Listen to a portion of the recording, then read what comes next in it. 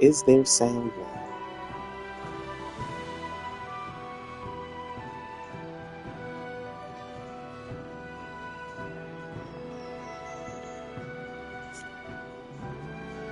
There are 4 buttons to turn the microphone on.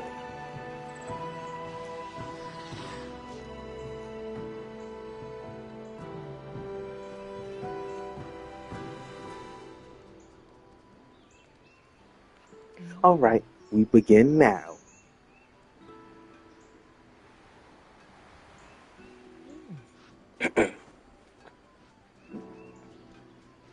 This was a story that I made 10 years ago, back in 2015.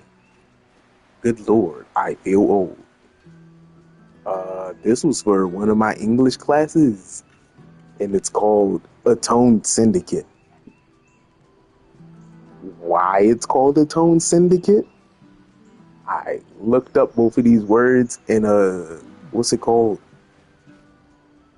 Not a dictionary, but the other one. Um, I was really into the word syndicate at the time. But that's neither here nor there. Also, all of the chapters in this story doesn't have like normal normal chapter names or chapter one or a subtitle. I name them weird stuff. Uh Also not darn it, not encyclopedia. It's for words that are the same. Thesaurus. Yeah, I just pulled these words straight out of a thesaurus. We're going to be starting with not chapter one, but antecedent, which I guess is like a synonym of prologue. I don't actually know what it means. Somebody look that up and tell me what antecedent actually means, please. Alright, and we begin. 2015 English class, Atoned Syndicate.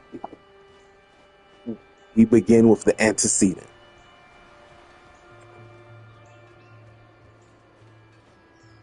Something that comes before.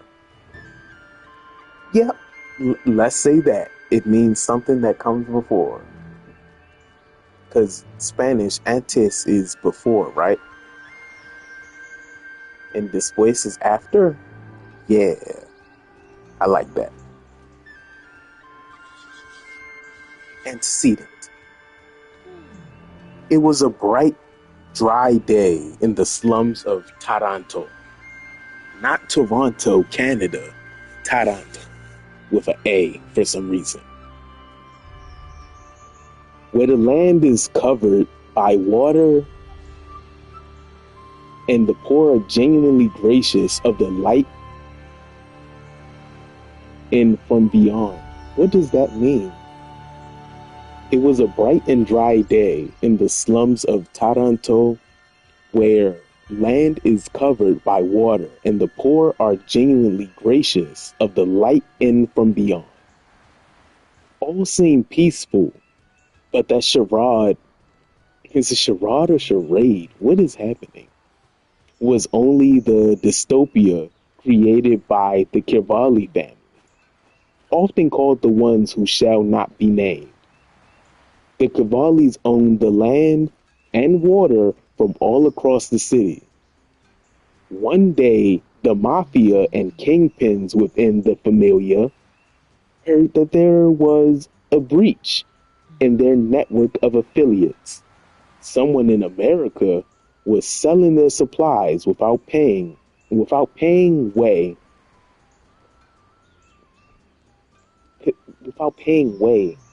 Sure, let's go with that. It wasn't long before news of this incident rang to Antonio, the head of the familia. When Boss finally wrapped his head around the sheer audacity of this man, he placed the city on lockdown. No one comes in, no one leaves out. Dante found out what his father's plan was for the city, and he thought the big ant, Antonio, was overreacting. He observed the madness of the city for a few weeks, then realized that he can no longer continue to live in this manner. Dante packs a few possessions and a bit of money, and the next day, every trace of him was gone, as if he never existed in the first place. When Antonio noticed his son was missing, he blamed the mysterious man who took his money for the disappearance of Dante. Only once the city received word that his son had been kidnapped did they show the Cavalli family pity and swear that they would do all they could to help find him. Dante really didn't know it yet, Dante didn't know it yet, but he started a revolution and he did nothing to catalyze the movement. Nothing to catalyze the movement. Yeah, that makes sense. He didn't start it. He just started it. All right. It's the end of the chapter. Um, does it make sense so far? Can you hear me clearly?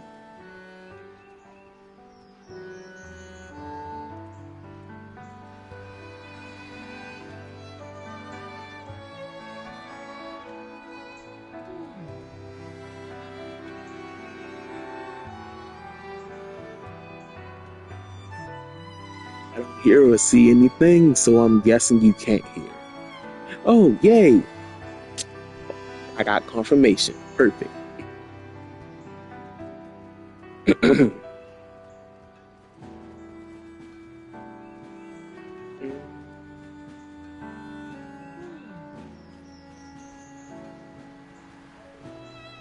Next chapter is called The Migration. Ooh, a nice name. Once the pond, Dante knew where. What? Oh, once across the pond, Dante knew where he had to go, but he knew not how to get there. He decided to travel to the Big Apple and find a man named James. Dante was told several times that if he ever found himself in a bind, he needed to go to him and start over, him being James. James, spelled with a Y, was in Harlem and started as a pretty remarkable student and was at the top of his class. His mother was dying. Wow. He needed money quick. He decided to Chinatown to okay, I guess go was supposed to be there. He decided to go to Chinatown to take out a loan for her hospital bill because he only ever went to school to make her proud, but being proud won't make her healthy. James's mother knew. James' mother started to feel better. Good Lord. Blah, blah, blah. I'm going to start over. He decided to go to Chinatown to take out a loan for her hospital bill because he only ever went to school.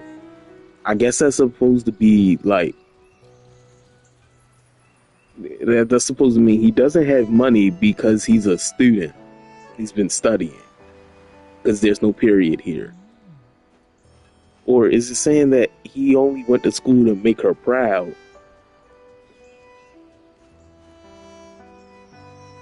And now he's trying to like keep her alive so that he could make her proud again. I think he has like what's it called? The kink? A praise kink. Alright, cool. James has a praise kink. He decided to go to Chinatown to take out a loan for a hospital bill because he only ever went to school to make her proud. But being proud won't make her healthy. James' mother started to feel better. Then after a few weeks, her condition became even worse than before. He tried to get some side jobs to pay for the bill, but it would never be enough.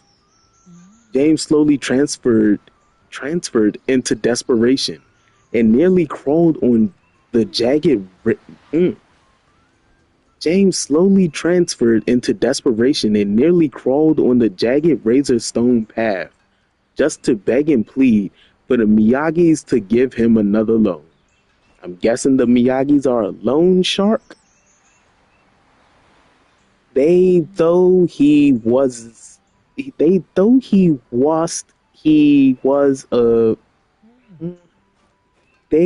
thought he was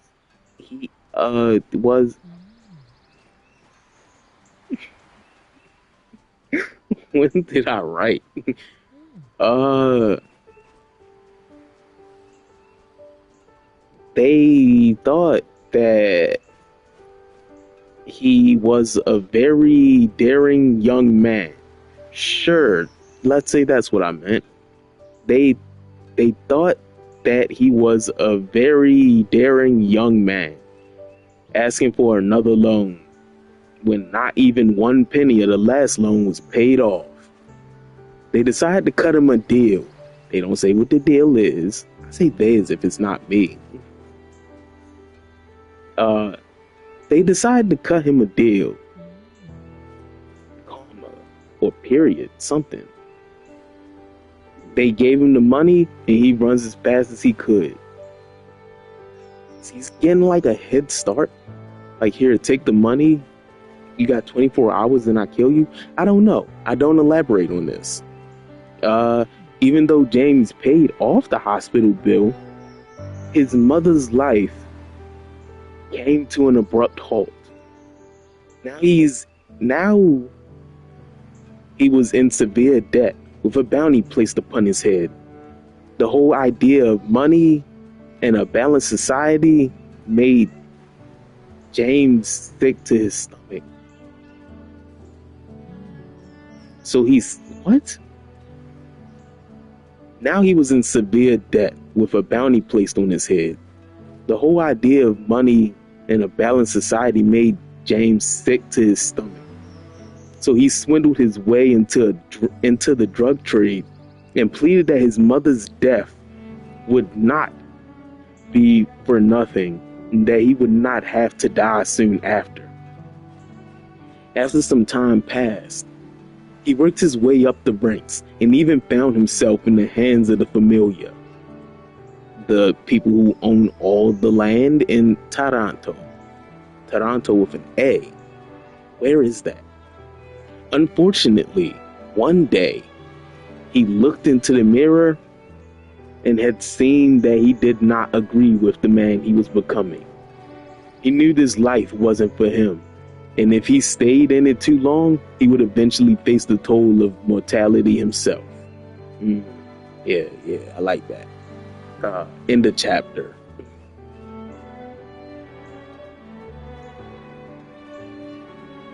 That chapter was the migration.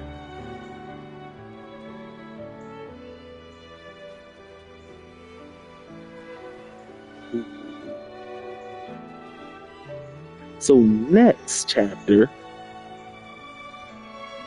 is a trek to Eatansville.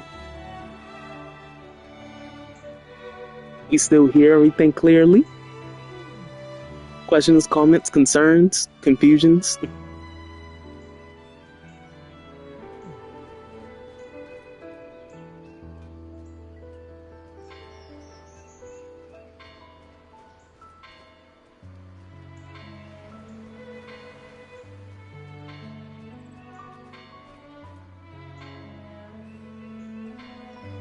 We in this bit.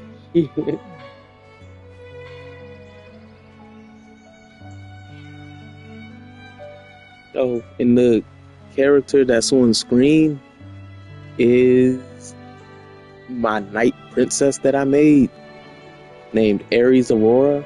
I got a whole story that I made about her and her whole stat sheet and whatnot.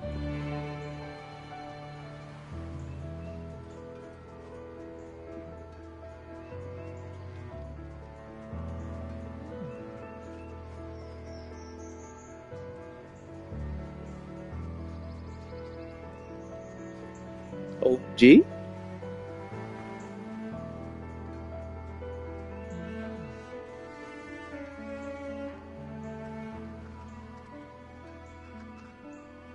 Yes, we do have an April Aurora.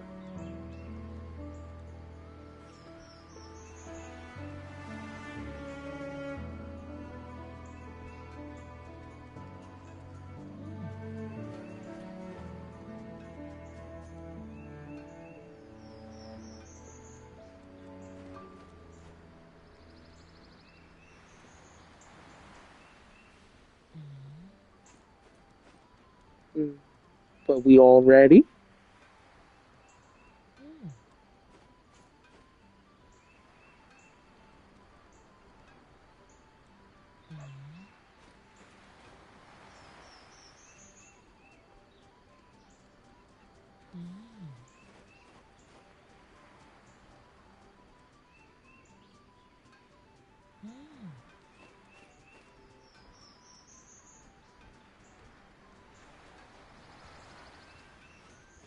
Oh,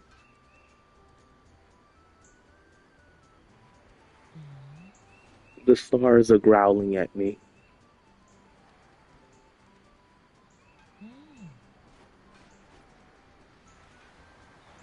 All right, no more questions. I don't care if you can hear me or not. I'll keep reading.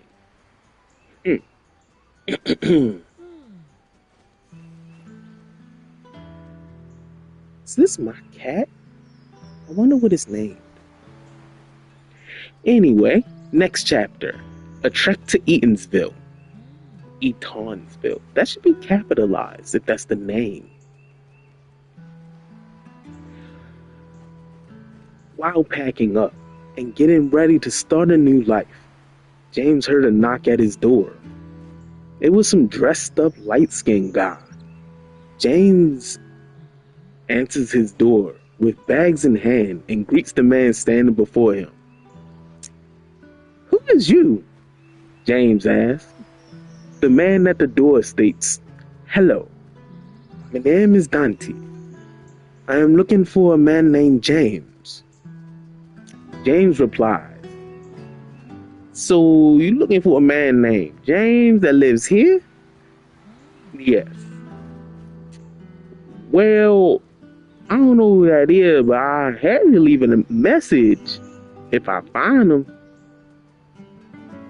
Dante pulls a paper out of his pocket, and James gets nervous, so he steps back. See, sir, it says right here that James Thorne lives in this here condominium. Dante says demandingly. Guess I wasn't demanding enough.